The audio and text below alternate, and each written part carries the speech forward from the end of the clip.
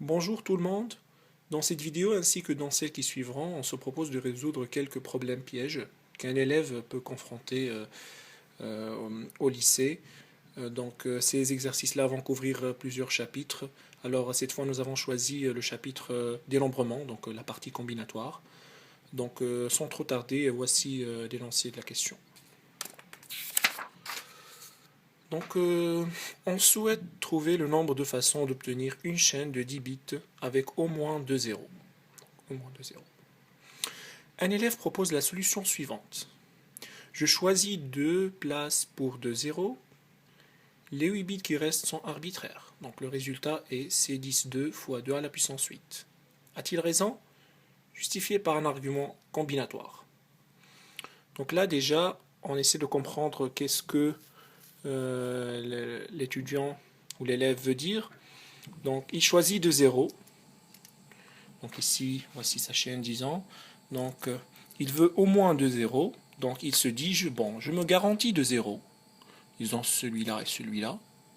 J'ai ces 10 façons de fixer ces 2 zéros-là.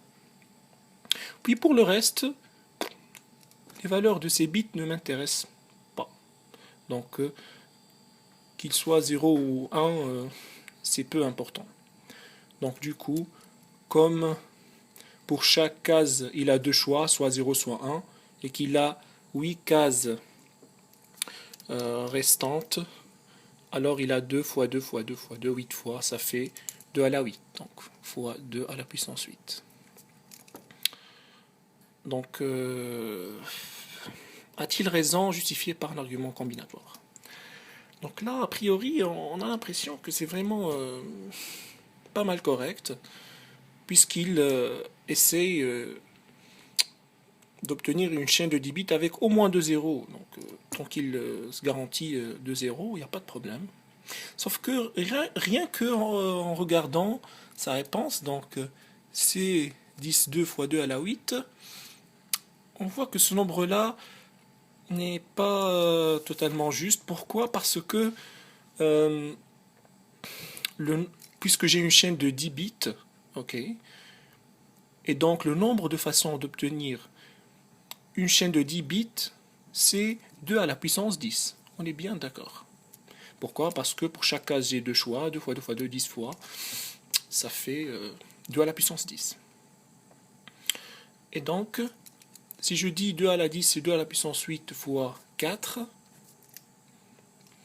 et que lui, il propose C10 fois 2 à la puissance 8, je vois que C10 est supérieur à 4, et donc la réponse de cet élève dépasse le nombre de façons maximales d'obtenir une chaîne de 10 bits.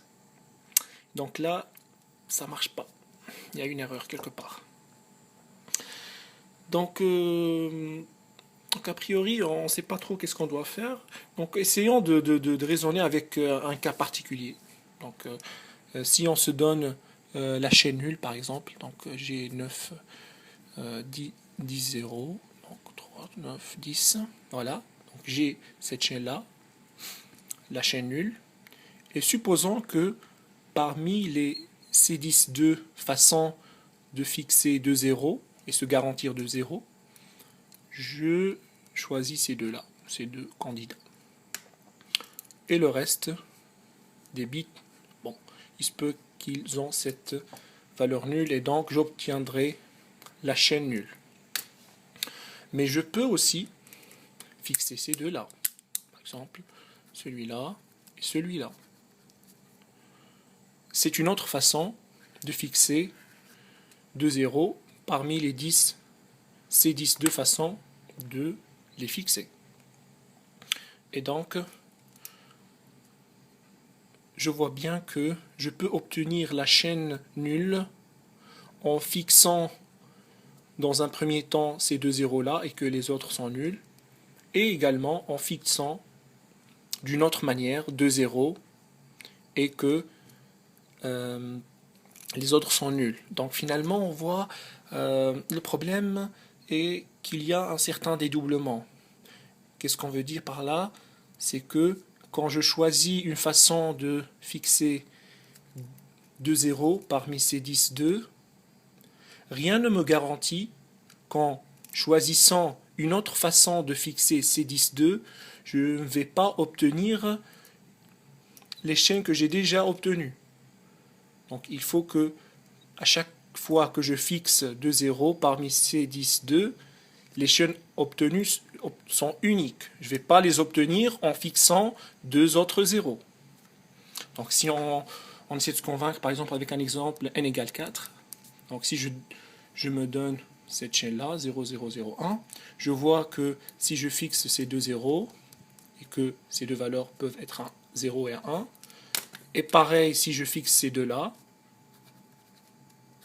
à chaque fois j'ai fixé deux zéros, et que cette valeur-là, bon, c'est 0, 1, ici pareil c'est 0, 1, j'obtiens la même chaîne, ok, mais de deux façons différentes. Donc imaginez, hein, continuez, il y a aussi cette façon-là par exemple. Ok.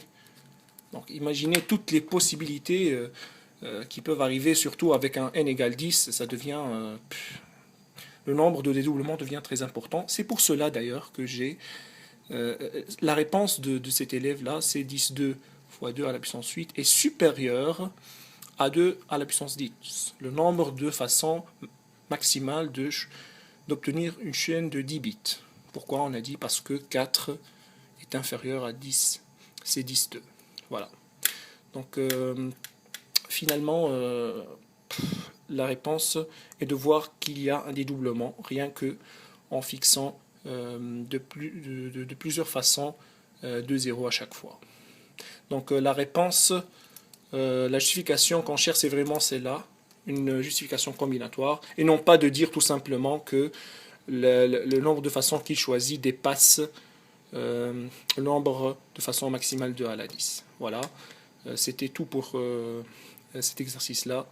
Merci pour votre attention et à une prochaine vidéo. Merci.